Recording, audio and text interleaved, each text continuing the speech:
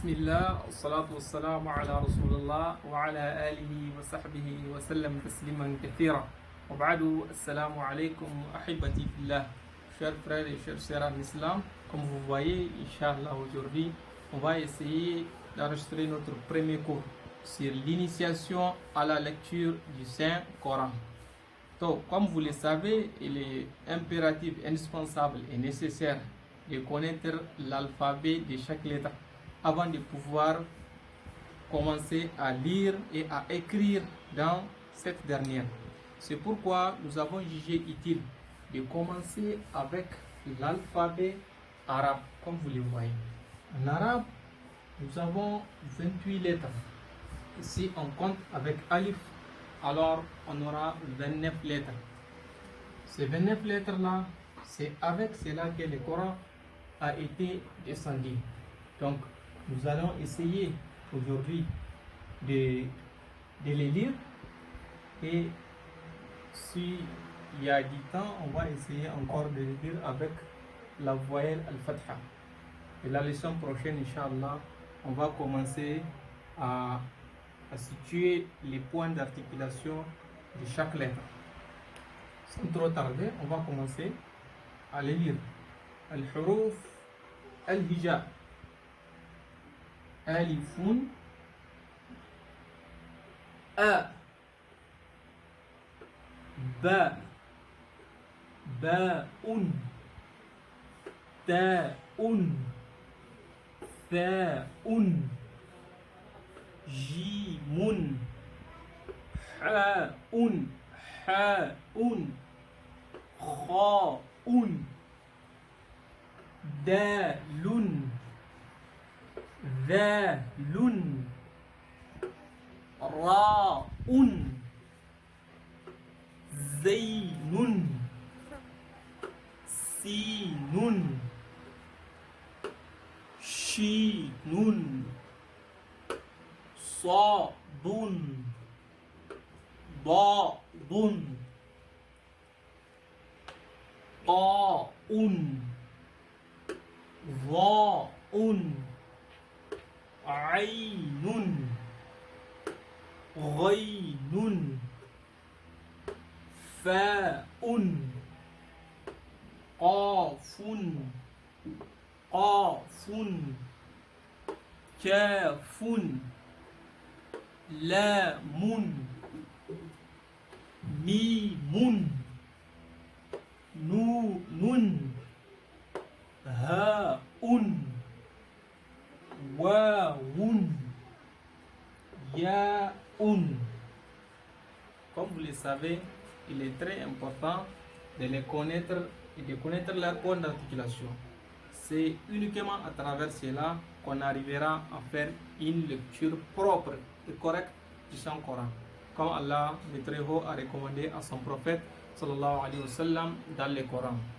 Dans les versets où Allah Très-Haut a dit وَرَتِّلِ الْقُرْآنَ تَرْتِيلًا et lis le Coran lentement et correctement.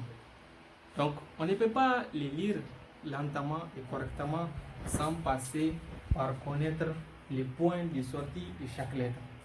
Alors, c'est pour cela qu'il est important de faire l'effort de les connaître. Voilà, on va essayer de les lire avec la voyelle Al-Fatha. Donc, Alifun, quand on les place la fatha au-dessus, ça devient A. Hamza avec fatha, ça donne A. Ba'un ma'al fatha, Ba. Ta'un ma'al fatha, Ta. Ta'un ma'al fatha, Fa. Jimun ma'al fatha, Ja. On aura ici Ha. خاء داء ذا راء ذا ساء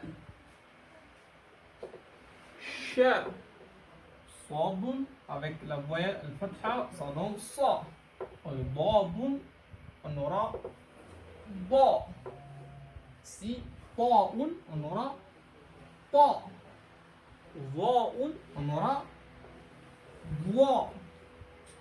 عين, on aura ع. غين, on aura غاء. فاء, on aura فاء.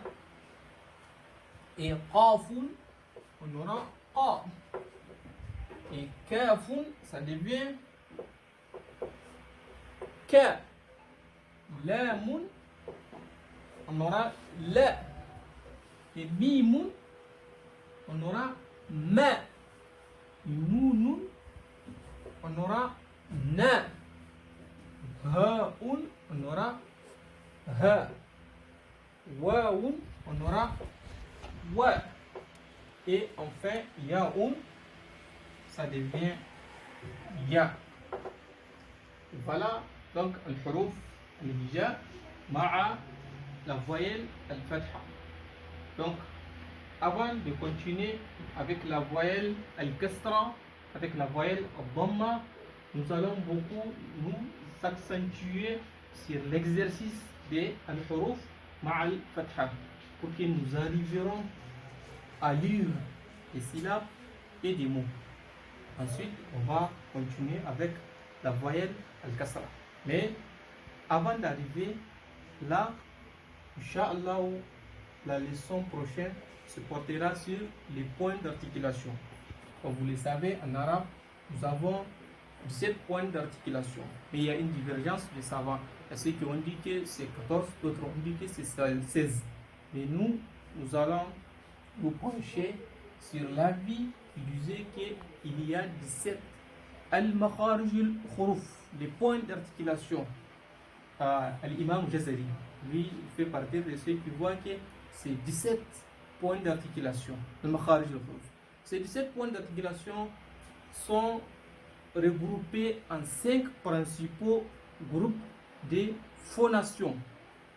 Donc, Inch'Allah, c'est notre leçon prochaine, si Dieu le veut. Merci de nous avoir suivis et nous vous souhaitons une bonne journée. Et pour nous suivre sur WhatsApp et appel, voilà les numéros pour être avec nous dans les groupes et les autres plateformes et réseaux sociaux. Assalamu alaikum wa rahmatullahi ta'ala wa barakatuh. À la prochaine.